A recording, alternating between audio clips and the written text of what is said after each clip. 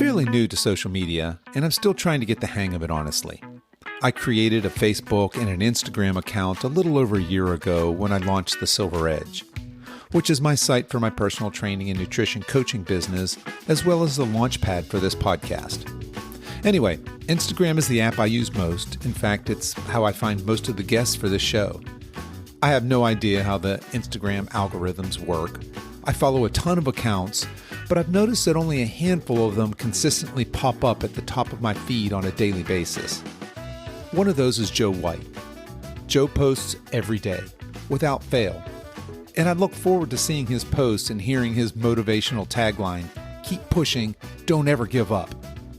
Joe also has the distinction of being the first ever guest on this podcast, just over 1 year ago. Hello and welcome to the Over 50 Health and Wellness Podcast. I'm your host, Kevin English. I'm a certified personal trainer and nutrition coach, and my mission is to help educate and inspire you to become the strongest, healthiest version of yourself. Each week, I feature guests that enlighten us with their views on the best ways to remain active and vital as we age. My guest this week is Joe White. Joe is a 54-year-old husband, father, and adventure training instructor. Joe is also a cancer survivor and cancer fighter. In 2014, Joe was diagnosed with bowel cancer and had an operation to remove part of his bowel, liver, small intestine, and finally his entire pancreas. Then in 2018, he received news that he had a secondary tumor on his liver and was put on chemo tablets for the rest of his life. You can go back to episode 1 of this podcast to hear Joe's incredible journey, but I asked him to recap for us here today. Okay, so started in 1989 when I got married, and then I went into the adventure training, so working for the military, and became a diving instructor and adventure training instructor. So I get a nice, easy job, we say, that I really, really enjoy. I get to play all day long, basically. Out in the hills, underneath the water, up on the mountains, all over the place. So we've been doing that for many, many years and still doing that now. And then it came to getting cancer, or being diagnosed with cancer in 2014, which was bowel cancer. And then we went from there with bowel cancer. That was sorted out. So then I found out, got diagnosed, and then wanted to do something. So I had an operation. It was removed. So I went into the hospital at 84 kilos and came out at 73 kilos 10 days later. Hell of a diet. It's not recommended. And having a nice scar on my stomach, all the way down, looks like half a shark bite, as I call it. But I was told I would never be as fit as I was before, and I wouldn't be able to go back to the job. So I'd have to start to look at something else. So that makes you a cancer survivor. And to your point, doctors told you you'd never be as fit as you were again. And I believe that then again in 2019, you had a secondary tumor or a return of the cancer. Is that right? Yeah. And I'm on chemo for life now. So it'll never go. It has to be controlled all the time. So in actual fact, tomorrow I'm going in for another scan to have a checkup. So with that in mind, and we had this, I just wanted to do something. This is where the 365 days of action came in, of doing 22K a day, so 13 mile a day. Also to climb 100,000 meters in elevation, so doing it every day for a year. Also climbing the 100 best scrambles, and also Kilimanjaro, Mont Blanc, and Mont Elbrus. So that was included until COVID hit. Yeah, so until COVID hit. So let's back up on the story a little bit. So folks listening to this that haven't listened to that first episode probably don't know what 365 days of action is. So before we go there, let's back up a little bit and talk about your recovery. Obviously, you would be very weak coming out of, you mentioned that drastic weight loss you had in that first trip into the hospital. How did you get to where you're capable of doing what we're going to go on and talk about, this 365 days of action? So coming out of hospital, so that was the operation was on the 14th on 2014 in July. 10 days later, I came out of hospital and I couldn't put a step in front of, very difficult to walk basically, teach yourself to walk. When I got home, the day that I got home, my wife refused to have a commode in the house. She says, no reason for it for you. Walk up the stairs. So the second I went in the door, up those stairs, right, you can use the toilet, brilliant, you're fine. And from then on, with her help and everyone else's help, within 3 weeks, I was running.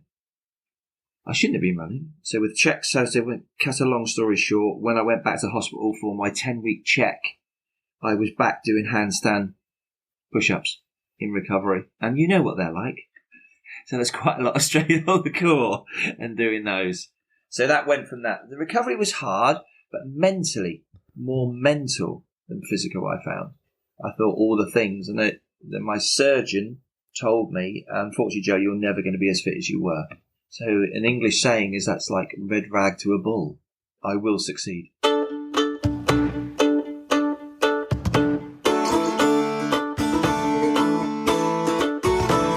I think you're starting to get an idea of what Joe is like. He's just gone through this extremely traumatic event, and doctors told him he'd never be as fit as he used to be. And to use Joe's words, that was like a red flag to a bull. 10 weeks after surgery, he's doing handstand push-ups. If you're not familiar with handstand push-ups, they're exactly what they sound like. You flip over into a handstand with your feet against a wall, and then you slowly lower your head to the ground and then push yourself back up. So obviously his physical recovery is coming along quite well, but I wanted to know about the mental side of recovery. Where does that mental fortitude to push come from? It's probably from working with the military so many years as well, but also having a strong family background as well, and just the will to do it. I really should thank the surgeon for saying that you never will be as fit as you were, and I'm sure that was he didn't realise it at the time.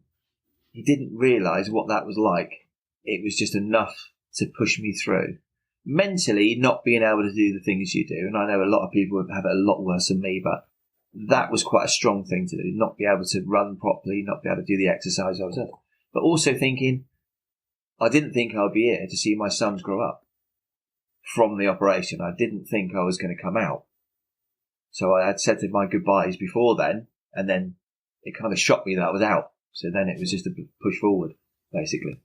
And so it's obviously you have that mental fortitude and that positive mental attitude, which I have to imagine is a huge part of any recovery. Well, definitely. Yeah, that is so true for everybody. And I think if they get that in their mindset, and you can work towards it and just live every day to get fitter. And 100% your recovery rate is better. Definitely. The time cuts it down.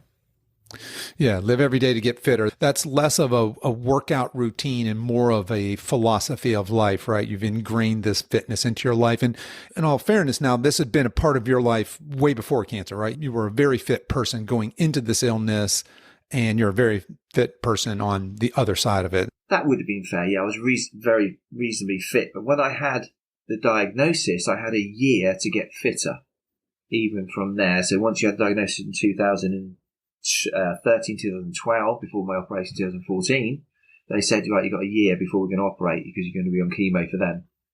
My thought was, the fitter I get, the better I recover.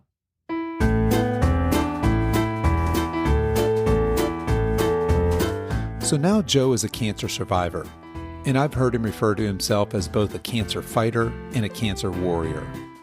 But now he wants to do something to give back, and out of this is born an idea: 365 days of action. So I wanted a year to do something. So I wanted to raise money for the mountain rescue and definitely cancer research, and also combat stress, because they're all close to my heart. Many people are involved with it that I know. And I just wanted to raise some money. So the whole idea was, if I came up with the idea, I needed 365,000 people on Instagram, Twitter, YouTube, Facebook. This was the idea. All of them to put £1 in, or $1. Whatever they could put in, and that would equate to 365,000. And I thought anyone, even in hard circumstances, they could probably afford £1. That was the idea. Now, when we spoke, it was probably, March or April last year, and COVID was brand new. We didn't know what was going on. Nobody did, right? And I remember we talked a little bit about this. The sensible thing might have been to kind of wait and see with this was starting this, and you had decided, no, I'm going to start on, and correct me if I'm wrong, I think it was May 1st. Is that right? Yes, that's correct. Yeah. May 1st, and that may have coincided with a kid's birthday. That's it. I think, if I remember correctly. Yeah, good memory. Talk to us about your decision to move forward in the face of all that uncertainty during that time. The decision to move forward, everything was set in place. Hindsight would have said perhaps it would have been better to hold back and I would have got more support. But I didn't really know what was going to happen. I know none of us did about COVID, and it would have been probably hindsight. I would have had more people and more support and more following from the bigger companies. But in the end, I just wanted to show people that whatever you've got under diverse conditions, whether it's cancer or being locked in and you can only get a little bit of exercise, just doing a little bit and get into the great outdoors. So getting some fresh air for mental stability and physical health as well. That was the idea.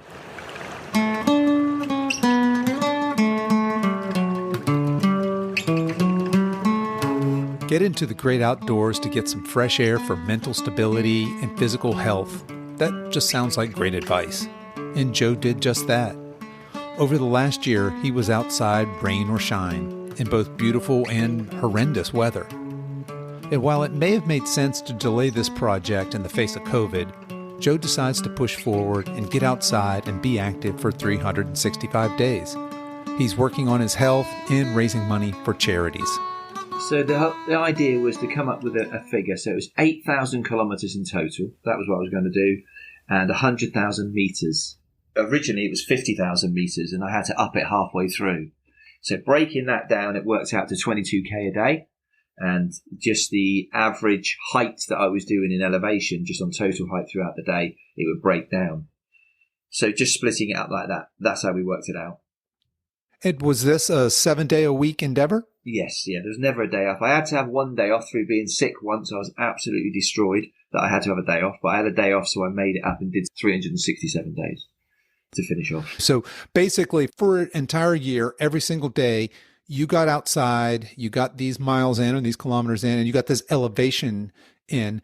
Talk to us a little bit about what were some of the highlights of the year? Some of the highlights of the year were actually going out and meeting people that you could actually speak to that weren't afraid to speak to you, which is another thing, because I always had a T-shirt on or I had a flag that I was carrying when I actually got to the mountains in between the COVID, when they had a couple of breaks. So that was really good. There's some highlights there. And some of the highlights were when the weather was so inclement, it was just raining so hard, and then the snow, then the hail, and I just found it funny. I just had to giggle as I was doing it. I just really enjoyed it. Sometimes it was hard. I'm not saying it wasn't, to push yourself forward, but you just had to keep going because you said you were going to. Yeah, absolutely. So I love that you mentioned that some of the inclement weather was in your highlight reel there. And I know that originally you had wanted to do a fair amount of travel, and I can't imagine that some of that wasn't curtailed by the COVID restrictions. Is that right? Yes, it was. Yeah. All the mountains like Kilimanjaro, Mont Blanc and Elbrus obviously couldn't go because they were all banned countries to move to. We weren't allowed out of the country and there was no movement, to be honest. And obviously the injections that we were having, the vaccines, no one has had those yet. So all restrictions were down. Even we live in England and Wales is the next, not country, but next border to us realistically, which is probably about 5 hours, 3 hours travelling, depending where you're going. So this is where the mountains are close to me. But we couldn't get there even at all. So I know that you managed to get your elevation gain. So for these mountains that you had originally wanted to climb, how did you compensate for not being able to actually travel to these places? So what I did in the end was on the last few days, which were the 30th of April this year and the 1st of May and the 2nd of May, that was the last mountain. That was Kilimanjaro. So 2 weeks previous, it was Mount Elbrus, and 2 weeks previous to that, it was Mont Blanc. So in the end, it was 95 reps for Mont Blanc of a Kiwi Hill, which is 250 metres long in distance, but 50 metres in elevation. So then the last mountain basically was 117 repetitions of hill reps. And anyone that's done hill reps on the same place, looking at the same thing, it's not exciting, but it gave me the elevation from sea level. So we did it from sea level, so not the height. So Kilimanjaro actually starts at 1,600 metres, but we did it from sea level. to carry on and get it done. Got it. All right. And so you're getting a lot of reps in doing that. Definitely. Yeah. All right. Well, what were some of your low points during all of this? What was tough? In actual, one of the low points was I had some friends come down in doing Mount Elbrus, which was 112 repetitions, and this was one of the low ones, where they were so physically tired and your knees were aching as you were descending down. And we were thinking we had to do 50 reps that day, for instance, and it was only 25 reps, and you could went quiet, all three of us were very quiet as we were going, and it just was very, very weird, very hard, but just kept pushing through, I think. Yeah, that's where the keep pushing, don't ever give up has to really come in, right? Yeah, definitely. So this might be a good segue to talk a little bit about motivation. I mean, clearly you're motivated, right? You alluded a little bit to what kept you going, right? That you made this public statement, you're going to do this, and now you're committed to this, and it's something bigger than yourself. But talk to us a little bit about motivation day in and day out, and maybe contrast that with the role of discipline and sticking with something. Yeah. I think it does help, really does help. If you set yourself a goal, make the goal achievable. But when you come to a big task and you've opened your mouth and you've told people and you've told the social media and everyone else, you really have got no choice. Unless one's legs fall off, you have just got to do it. And that's a massive motivation. But also, whatever money that you're raising, these people desperately need it because they're charities and they save people's lives. Definitely. Combat stress through mental problems for military and also civilians as well, the civilian families. Cancer research, I don't have to explain about that, it's pretty obvious. And also mountain rescue, it's all voluntary in this country. So they desperately need money all the time to help out. And of course, with COVID, all of these charities really, really suffered. So even though it wasn't the amount of money that I was trying to raise that I wanted to, every penny counted. So that's another motivator for me. And yes, I am motivated when I don't like to not achieve something. So probably the 365,000 wasn't raised. I've got up to 12,500 so far. So I will continue over the next few years to carry on raising that money, and we'll reach my target eventually. That's fantastic. Yeah. And we'll circle back to that because I want to talk more about how people listening, how they might be able to get involved. So we'll certainly make sure, stick around to the end of this. We'll give everybody information on how they can get involved there. You had mentioned that part of that motivation was making that public declaration. Did you have a social media presence before? No, I did a few hundred people that I was doing some exercises on and just having it as a giggle, really. And it was just a bit of fun, the Old Boys Training, because that's the Instagram handle, Old Boys Training. And it was just people started to watch and thinking, oh my God. And that's where I found you, Kev, actually, on there, watching that as well. So it's all for the over 50s and just watching the over 50s fitness. And I was watching all sorts of things. Obviously, you're into your CrossFit great deal, which is brilliant. It was a very small presence. And this hasn't gone up massively, but what I did find, it does take a lot of your time up. Definitely. That's the only, I did find that hard. You were saying about things hard and the adding to social media every day. That was quite difficult for me, whether I was older or not. Yeah, I can imagine. I started the whole Instagram account thing about a year ago, and it is surprising. It seemed really simple. Well, I just put a post up there every day. Well, turns out that's quite a commitment. But if I'm not mistaken, I don't believe you missed a day of posting. Is that right? Yeah, no, every day posting. Every day. And so I know it's obvious that sometimes you had somebody that was filming, but you would have to make, in addition to this incredible challenge, you'd have to carve out a little bit of time to kind of update folks on what you were doing. You would give us weekly recaps. And I think at one point you were doing some videos where you were doing kind of I can't remember, it was like a fireside chat or something, just describing your experience with cancer. So there was a lot of different content in there, but basically every day you're on there saying, hey, I'm outside, I'm getting it done. You should too. Keep pushing. Don't ever give up, right? That's it. Yeah. And just keeping on to doing that. I didn't realize that the YouTubers and the people that use the social media so much, my goodness me, it does take an awful lot of time. So my hat goes off to them that do it. I agree. So let's talk about where you are today. I saw you put up your last post. Hey, guys, we did it. This was 365 days. Hats off to you. That's a fantastic accomplishment. What a tremendous thing to take on during this incredibly difficult time and just get all the way through that and miss literally only one day of getting outside and getting it done. Where are you today and what happens to 365 days of action? Okay. 365 days of action post is still open on Virgin Media, and so people can still, the ones that missed out, they can still also donate in that via oldboystraining.com. There's a donate button on there. The distance we covered was 9679 kilometres, which equates to over 6,000 miles, and the elevation covered in that year was 138,807 metres in elevation, and the money to date was £2,500 so far. So what's happening now is I'm still training every day, obviously, but I'm starting to train for October the 19th is an old man's birthday, which is mine, and I'm 55, and I'm going to start the challenge of doing this of 1,000 mountains. It's not going to be every day. It's going to be spread over the 10 years. So by the time I'm 65, I'd like to have thought I'd raised that £365,000, and I've also done well over 1,000 mountains. So this is my new challenge.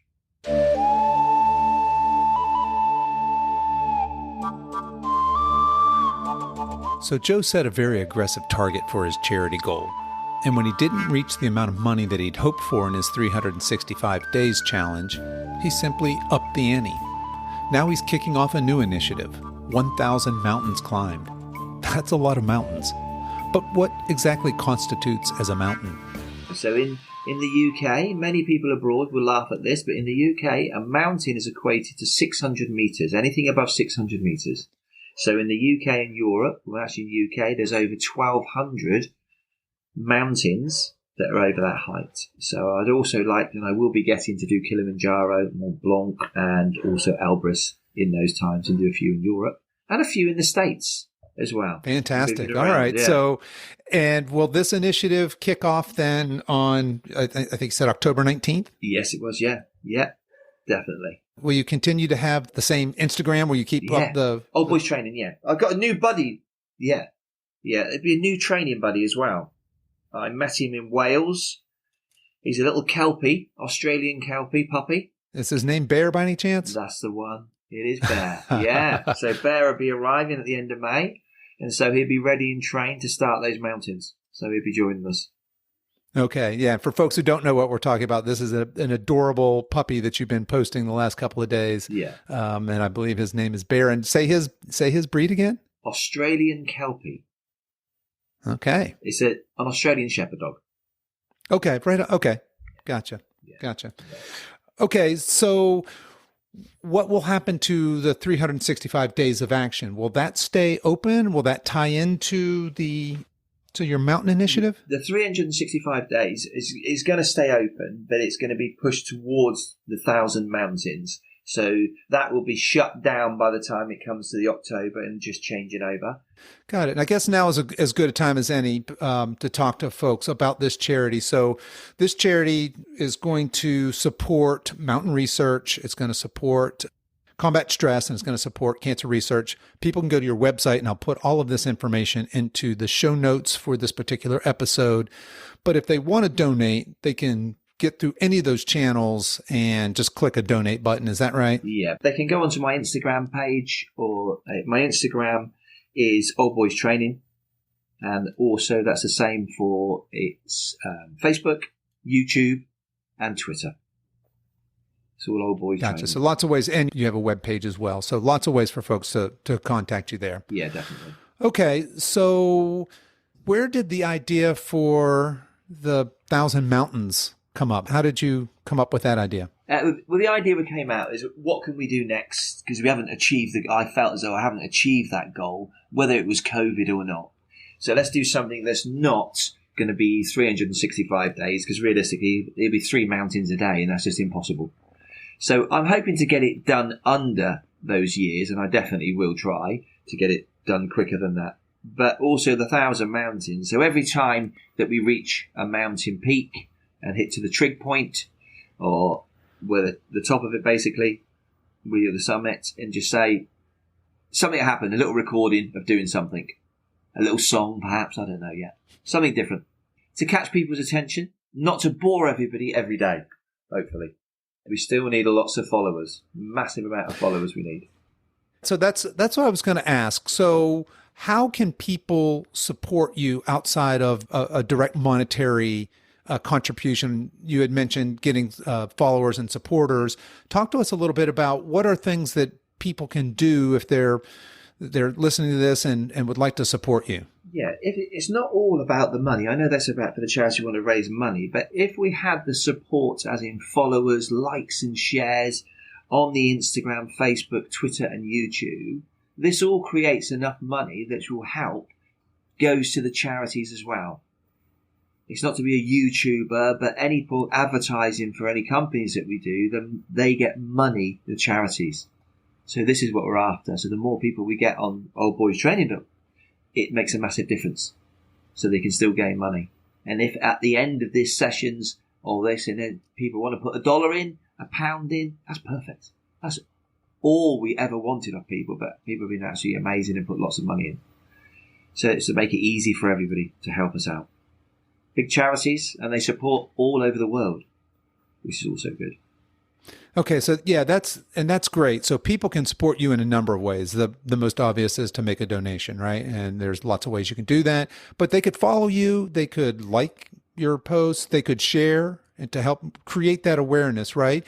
And are you looking for sponsors at this point? Yes, and anybody that can sponsor us abroad, Europe, anywhere, to help us out, anything we do. And obviously they get quite a lot of coverage through social media. So we are willing to help out. Anything. Any sponsors, please look forward to getting in contact. Yeah. Okay. So you heard it here, folks. If you would like to be a sponsor, they are open and taking applications. So certainly reach out. Well, Joe, I wanted to switch a little bit. I really wanted to kind of recap the last year and talk about what's next for you. But I also wanted to get you had mentioned that you're heading to the doctor here for another scan, but talk to us a little bit about your health over the last year. It's obviously not been horrible because you've managed to do this tremendous physical feat, but talk to us about your health in general these days. I'm very lucky. I've been kept going. I have a good stable diet, a basic diet. For instance, people ask about the food I have. It's basically a caveman diet. That's it. It's very, very simple, and just eat all good normal foods. That's helped me, definitely. I will be on chemo tablets for the rest of my life. I also take Creon, which is tablets to help break down. So it's enzymes basically, and also vitamin tablets. That's it. Health-wise, all good. I'm very lucky. The only thing I get realistically, aches and pains like we would do normally as we're getting older. It's just I find a lot of stretching. I have to stretch a lot more than I used to. Let's put it that way.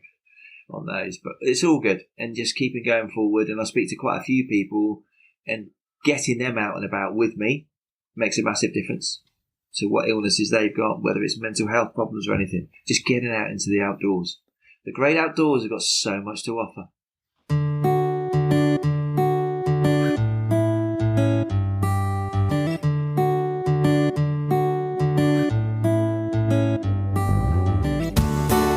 The great outdoors certainly does have so much to offer. In fact, neuroscientists have known for quite some time that exercise is critical to brain health as we age. But more recently are finding that exercising outdoor is even better for healthy aging and longevity. In other words, our brains are more engaged when we are moving outdoors. When we exercise outdoors in the way that Joe is describing, hiking, climbing, negotiating inclement weather, there's so much more sensory input for our brains to process. But Joe doesn't exclusively work out outdoors. I asked him about one of his sponsors, a rock climbing gym. It's been shut down, basically. The gym has been shut down, and they're one of the sponsors that actually have been helping me, and they sponsor me by letting me go training now, which is amazing. And that's a massive commitment for them to do. And they were sponsoring all the way through COVID, but obviously they were shut. So they are now sponsoring me to do the 1,000 Mountains, so allow me on inclement days to get out there and get in training. which is amazing. Absolutely great. Anybody at any age can do this. It's fantastic. I've got some training buddies that are in their 70s. They are absolutely amazing. Yeah, I'll second that. I am a big fan of climbing gyms, or better yet, outdoor climbing. But to your point, climbing gyms are accessible to pretty much anyone. All right. Well, Joe, we've already talked about where people can connect with you. And again, I'll put all that into the show notes. In addition to this new initiative, the Thousand Mountain Initiative, what else is going on for you? Carrying on with the training, obviously getting Bear the pup, which would be different to keep me going and very amused. Also, back into a strict training regime, really. So a lot more all over functional fitness. That's what I did find when I was doing time to train. While I was doing the challenge of being out minimum of 3.5 to 4 hours a day outside, which is great. I know we can train, but I did miss a little bit of going to the climbing gym and things and throwing a kettlebell about, pulling myself on bars. I do that daily regardless. Definitely.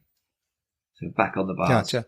And so where do you put your fitness here at almost 55? Looking out, it sounds like you've been fit probably your entire life.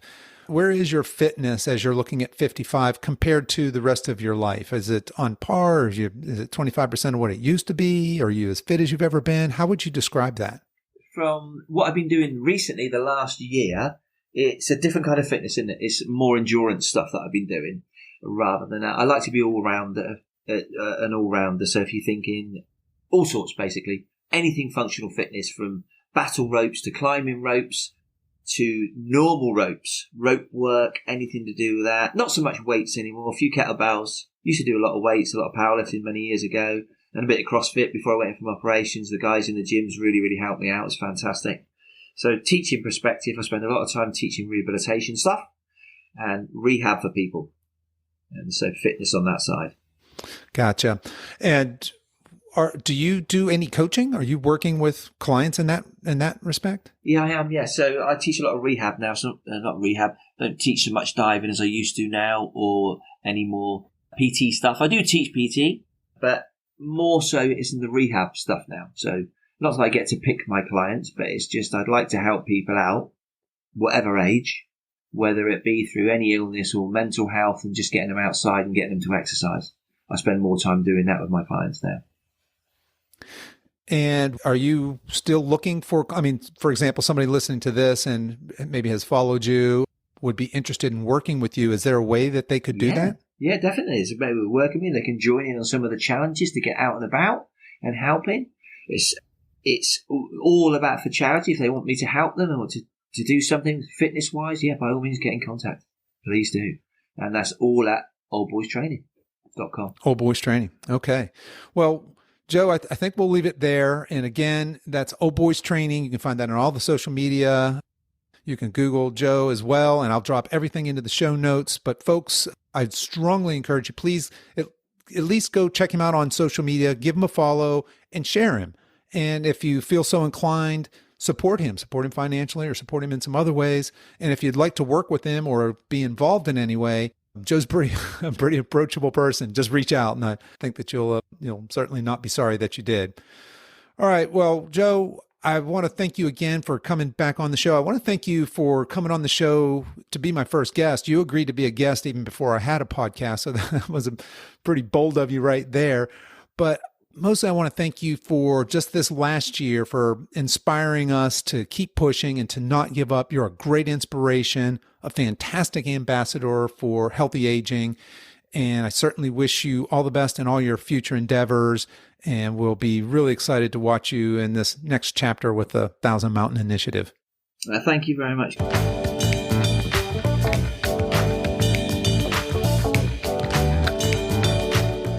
Well, that's our show for today, folks.